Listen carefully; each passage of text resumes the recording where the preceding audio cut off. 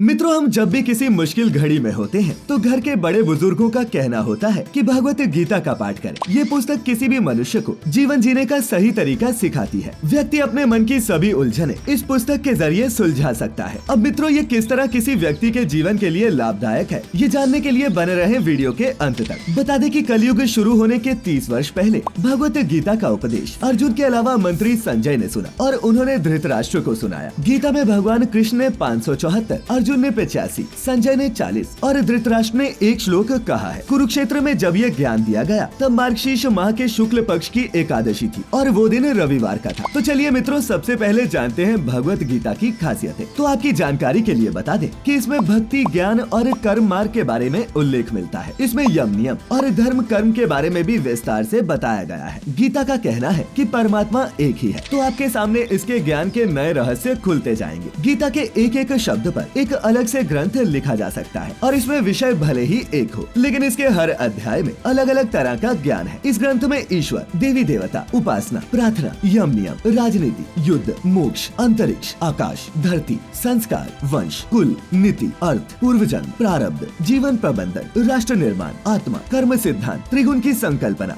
सृष्टि उत्पत्ति, जीव विकास क्रम, हिंदू संदेशवाहक क्रम, मानव उत्पत्ति, योग, धर्म, कर्म और इस सभी जीवों में मैत्री भाव आदि की विस्तार से जानकारी मिलती है। गीता का मुख्य ज्ञान ये है कि कैसे कोई मनुष्य परमात्मा को जान सकता है अथवा मोक्ष को प्राप्त कर सकता है। मित्रों, श्रीमद् भागवत गीता प्रभु देवकी नंदन की वाणी है। इसके हर श्लोक में ज्ञान रूपी प्रकाश है, जिसे जानने से अज्ञानता का अंधकार समाप्त हो जाता है। इसमें ज्ञान, भक्ति और कर्मयोग के रास्तों के बारे में विस्तृत जानकारी दी गई है और इन मार्गों पर चलने से मनुष्य निश्चित ही परमात्मा को प्राप्त कर सकता है। इसी के साथ मित्रों, आपको गीता के 18 अध्यायों के बारे में भी बताते हैं। पहला अध्याय। इस पहले अध्याय का नाम अर्जुन विषाद योग है। इस अध्याय में दोनों सेनाओं के बलशाली शूरवीरों की गणना, उनके सामर्थ्य और शंख ध्वनि की कहानी, अर्जुन द्वारा सेना निरीक्षण का प्रसंग, वह अपने ही भाई बंधुओं को सामने खड़ा दे मोह से व्याकुल हुए पार्थ की कायरता, स्नेह और शोकयुक्त वचन है। इस अध्याय में अर्जुन कहते हैं कि यदि मैं अपने ही बंधुओं को मारकर जीत हासिल कर भी लूंगा तो भी मुझे सुख नहीं बल्कि दुख ही प्राप्त होगा। दूसरा अध्याय। इस दूसरे अध्याय का नाम सांख्य योग है। इसमें भगवान वासुदेव श्री कृष्ण कहते हैं कि इस समय ये बातें करना या सोचना उचित नहीं, क्योंकि अब तो युद्ध क्षेत्र में सामने शत्रु खड़ा है। अब यदि तुम नहीं लड़ोगे तो निश्चित ही मृत्यु तुम्हें गले लगा लेगी। ये सब सुनने के बाद भी अर्जुन कुरुक्षेत्र की युद्ध भूमि को छोड़कर जाने की बात कहता है। तब भगवान कृष्ण कहते हैं कि अब युद्ध से पीछे हटना नपुंसकता और कायरता कहलाएगी। इसी चर्चा में माधव पार्थ को आत्मा की अमरता के बारे में बताते हैं और कहते हैं कि जीवात्मा का कभी वध नहीं किया जा सकता और तुम जिनके मारे जाने के शोक की बात